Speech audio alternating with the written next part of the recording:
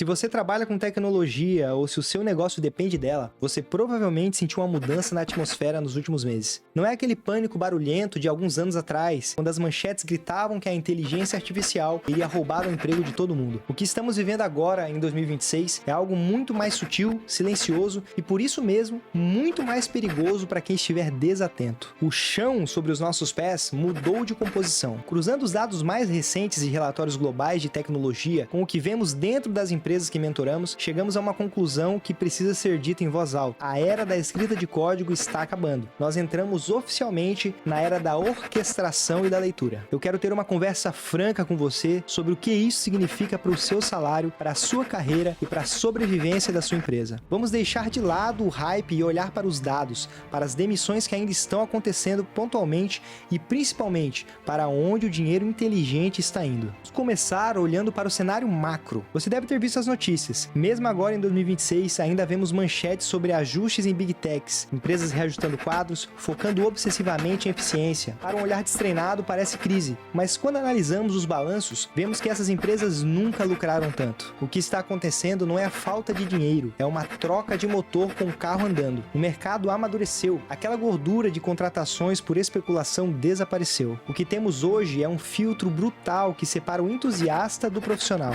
Lembro de um caso recente, uma situação que acompanhamos de perto em uma de nossas parcerias estratégicas. Uma fintech com cerca de 150 funcionários. Até 2 anos atrás, eles tinham um exército de desenvolvedores júniors focados exclusivamente em criar telas e endpoints simples. A rotina era receber a tarefa, escrever o código, testar e subir. Hoje, essa mesma empresa implementou o que chamamos de arquitetura de agentes. Agora, eles têm um desenvolvedor sênior que não escreve o código da automação. Ele projeta o fluxo onde um agente de IA recebe o arquivo, outro agente valida os dados e um terceiro insere no banco. E onde entra o humano nisso?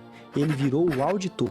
Isso nos leva ao primeiro ponto técnico crucial de 2026, a inversão de valor entre escrever e ler código. Pense comigo, até pouco tempo atrás, o seu valor era medido por quantas linhas de código funcional você produzia. Hoje, com ferramentas de geração de código integradas nativamente em qualquer IDE e agentes autônomos operando em escala, gerar código é commodity. O custo marginal de produzir software caiu perto de zero, mas o custo de manter e entender esse software explodiu. O desenvolvedor de 2026 que não tem uma capacidade profunda de leitura de código, de bater o olho em um script gerado por IA e identificar uma falha de lógica de negócio ou uma brecha de segurança, é um risco ambulante. Como se tivéssemos dado um carro de Fórmula 1 para um motorista recém-habilitado. Velocidade de produção aumentou, mas a gravidade dos acidentes também. Ponto que observamos no mercado: consolidação das ferramentas. Acabou a era de tentar fazer tudo com uma única linguagem só porque é a que você conhece. A maturidade de 2026 exige a ferramenta certa para o problema certo. Vejamos o Go, por exemplo. Se você está mirando em trabalhar com infraestrutura, nuvem ou microserviços pesados,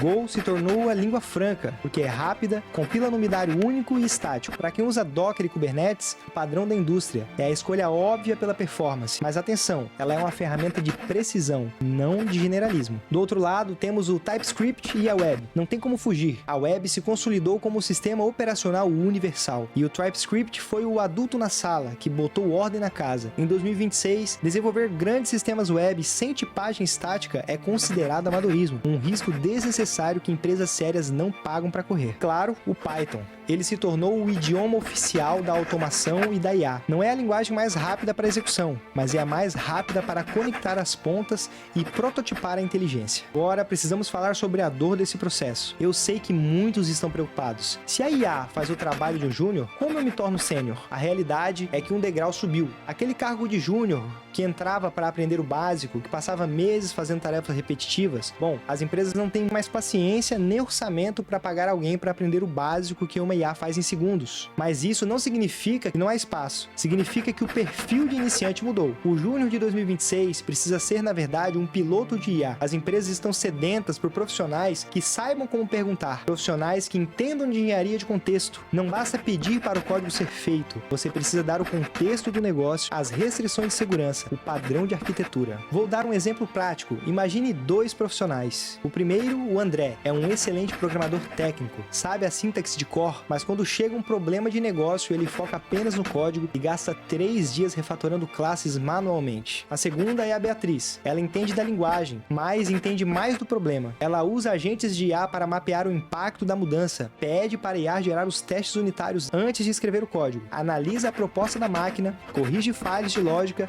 e implementa a solução em 4 horas. Quem você acha que o mercado vai disputar? A Beatriz não é paga para digitar, ela é paga para resolver. E aqui entramos em um ponto que pouca gente está discutindo, mas que está tirando o sono dos diretores financeiros agora em 2026. A economia do token e a ilusão do custo zero. Há um debate muito sério acontecendo nos bastidores. Será que o custo de rodar agentes complexos não está começando a se aproximar perigosamente do custo de um desenvolvedor humano? Veja bem, o custo unitário de um token de IA caiu, sim, mas a complexidade do uso explodiu. Quando você coloca um sistema de agentes autônomos para trabalhar, eles entram em loops de raciocínio, o que chamamos de Chain of Throws. O agente tenta resolver, erra, refaz, consulta a documentação, reescreve e o taxímetro do token está rodando a cada segundo. Nós já vimos casos de empresas que deixaram a automação solta durante a noite para resolver uma tarefa e acordaram com uma conta de API de milhares de dólares por causa de um loop infinito de um agente tentando corrigir um erro que nem era tão crítico. Além disso, temos o fantasma da dívida técnica de IA. Se o custo de gerar código é baixo,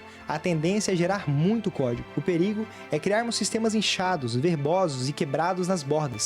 Uma IA pode gerar 1000 linhas de códigos que funcionam hoje, mas que são um pesadelo de manutenção amanhã. Se não houver um humano sênior para dizer, pare, isso está complexo demais, vamos simplificar, você estará apenas trocando o custo de folha de pagamento pelo custo de infraestrutura em nuvem. E pior, pelo custo futuro de refatoração de um código que ninguém sabe como foi escrito. No final das contas, o código mais barato ainda é aquele que não precisa ser escrito, e a IA, por padrão, quer escrever. O seu papel como humano é ser o filtro econômico e qualitativo.